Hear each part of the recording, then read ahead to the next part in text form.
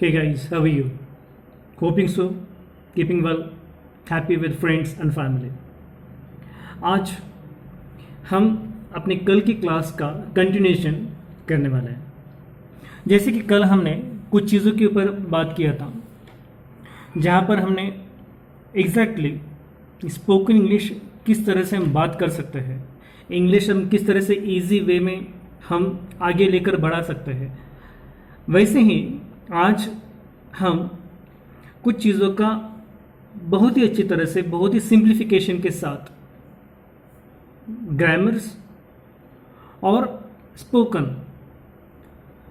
व्याकरण और बात करने का तरीका, इन दोनों को मैच करते हुए हम आगे बढ़ने वाले हैं। आज के टॉपिक में हम दो चीज़ें सीखेंगे।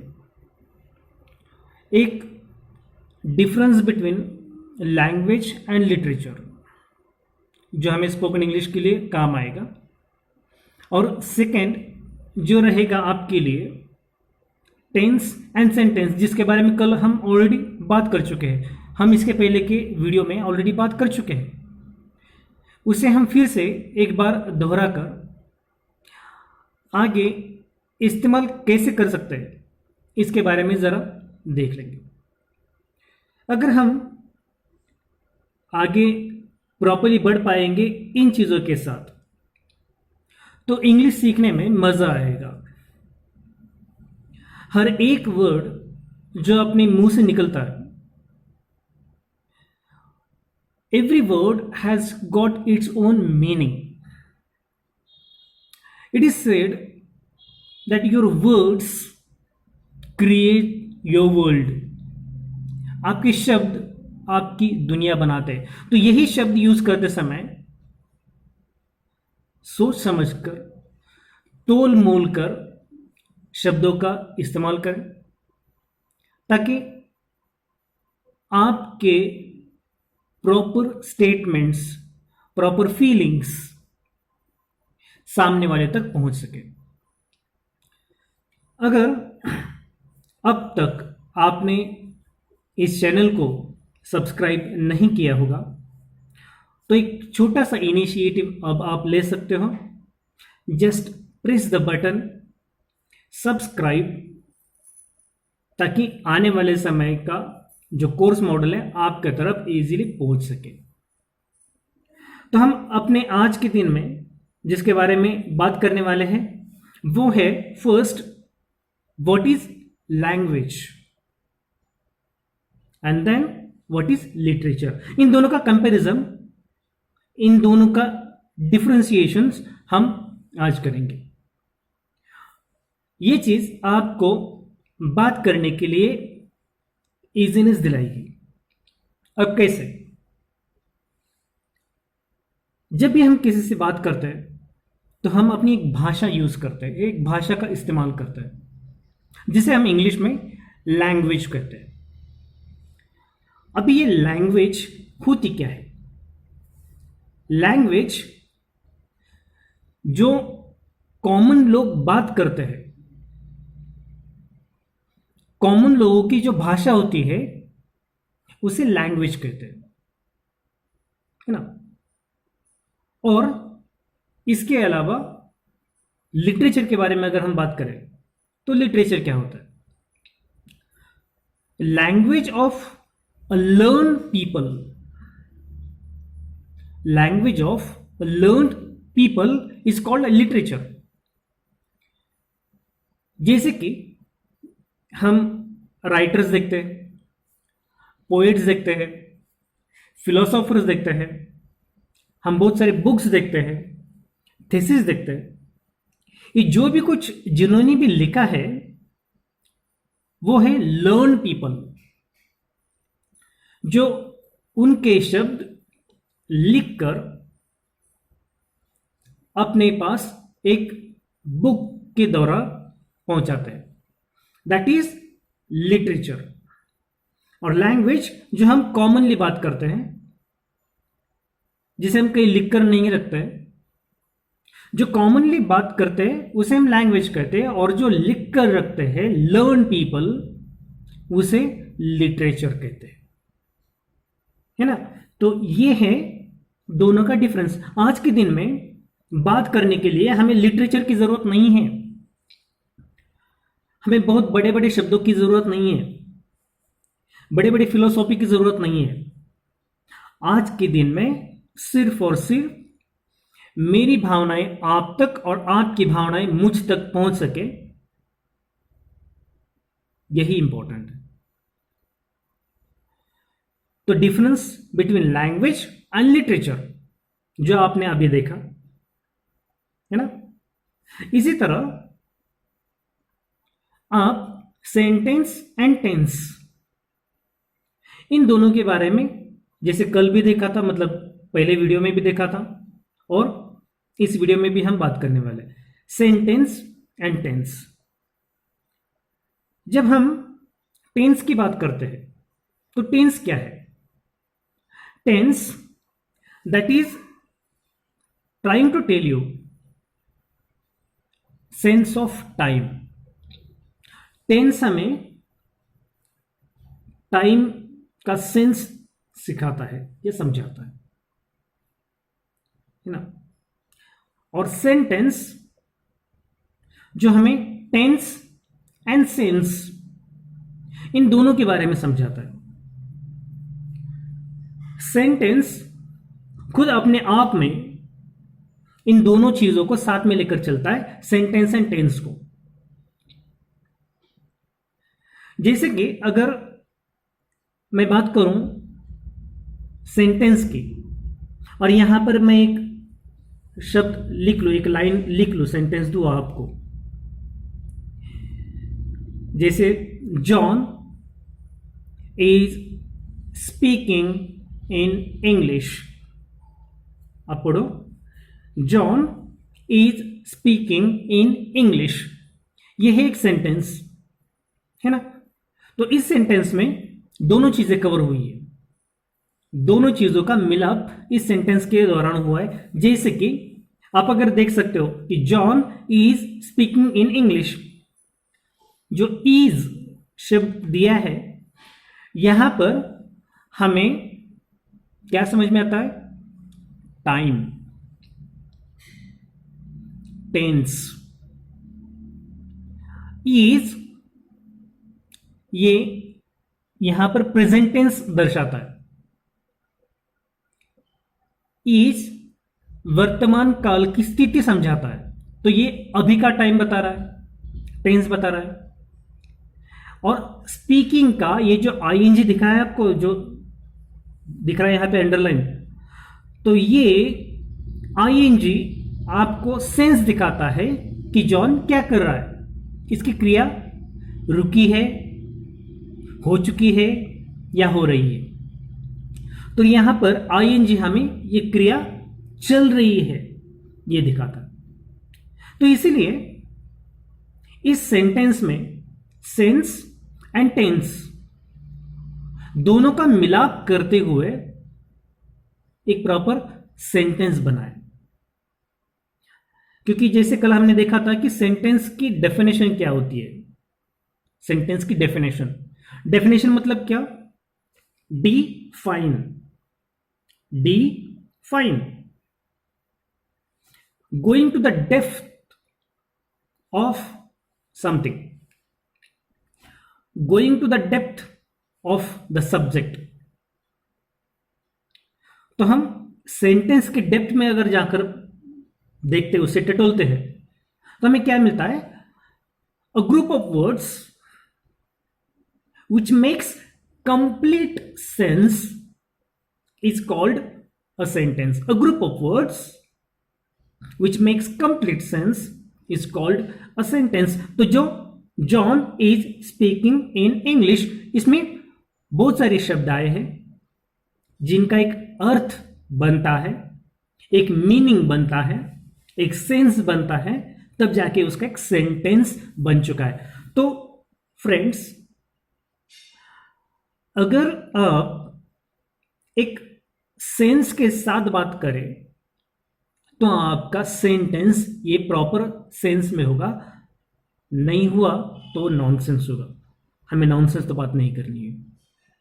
तो ये बन जाएगा nonsense private limited.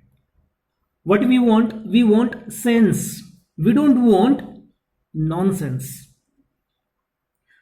We are speaking the language that is the talking of a common people, still we require sense.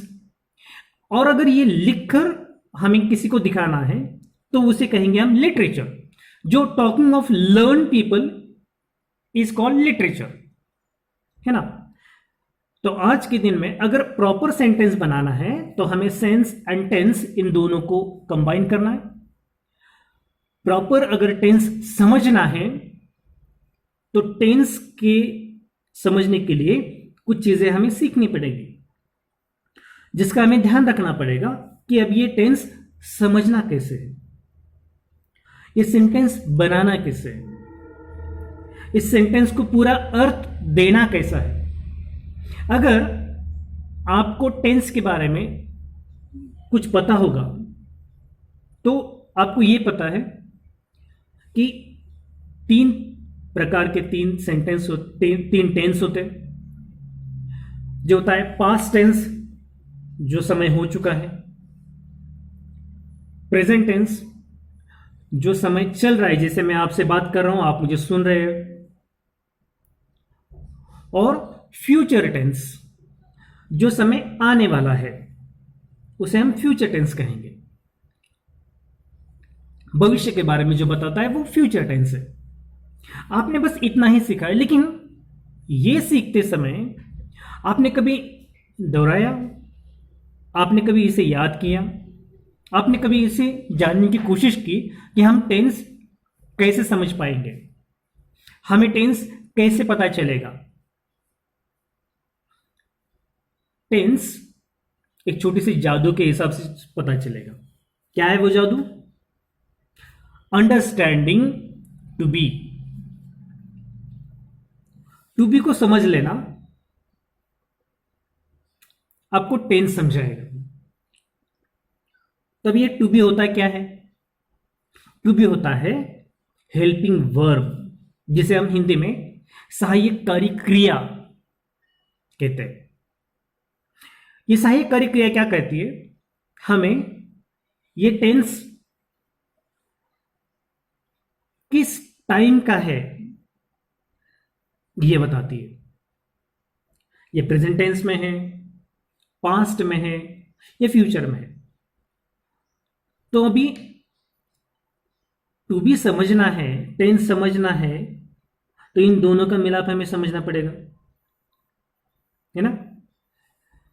मतलब अगर हम प्रेजेंट टेंस सीखते हैं तो प्रेजेंट टेंस समझने के लिए, present tense to understand, we need to understand कि प्रेजेंट टेंस के रिलेटिव्स कौन कौन है, प्रेजेंट टेंस के रिश्तेदार कौन कौन है, कि जो आपके सेंटेंस में आ गए तो समझ लेना कि ये प्रेजेंट टेंस के रिश्तेदार है। अब ये रिश्तेदार कौन है? लेट अस से कि प्रेजेंट टेंस। प्रेजेंट टेंस में सिंपल अगर आपको बात करनी है, सिंपल फॉर्मेशन करना है, सिंपल सेंटेंस बनाना है, तो do, does, do and does, ये आपका present tense, simple present tense दर्शाता है। अगर इसे ही हम कंटिन्यूअस में अगर बताएंगे तो हम क्या करेंगे?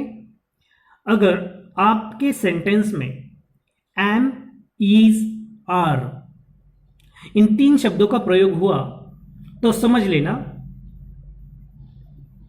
ये प्रेजेंट टेंस के रिश्तेदार हैं।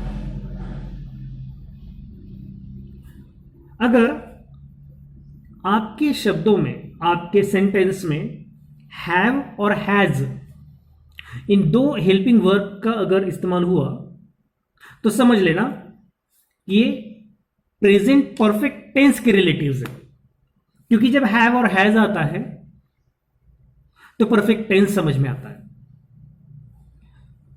चलेंगे हम पास्ट टेंस की तरफ। अगर पास्ट टेंस समझ लेना है तो उसकी टू बी कौन सी है?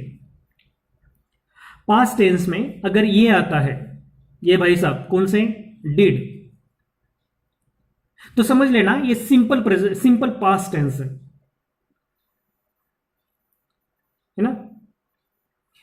अगर किसी भी सेंटेंस में वॉज एंड वेयर